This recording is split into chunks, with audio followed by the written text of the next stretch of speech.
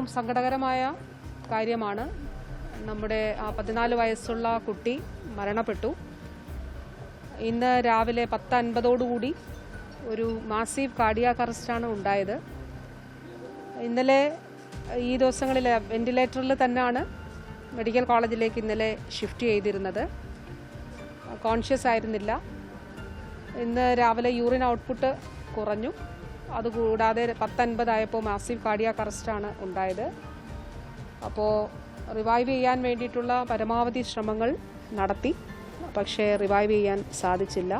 ആ പ്രോട്ടോക്കോൾ അനുസരിച്ചിട്ടുള്ള നടപടിക്രമങ്ങളാണ് സ്വീകരിക്കുക. അതിൽ രാജ്യാന്തര തലത്തിൽ തന്നെയുള്ളൊരു പ്രോട്ടോക്കോളാണ് അതിലുള്ളത്. ആ പ്രോട്ടോക്കോൾ അനുസരിച്ചിട്ടുള്ള നടപടിക്രമങ്ങളാണ് സ്വീകരിക്കുക.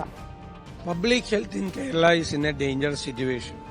There are so many diseases like Nipah, cholera, H1N1 and Shigella, jaundice. It is everywhere. We should be very careful.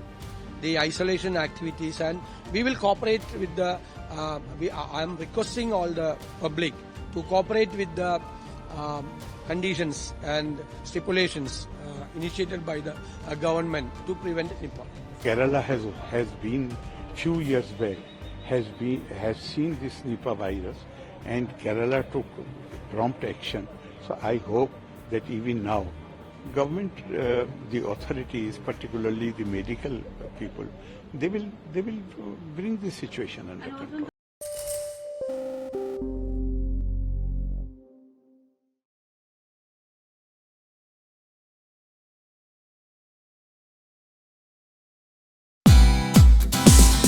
Hey, thank you for watching this on CNBC TV 18. Hope you liked it. For more such interesting news and updates, follow CNBC TV 18 on all the social media platforms.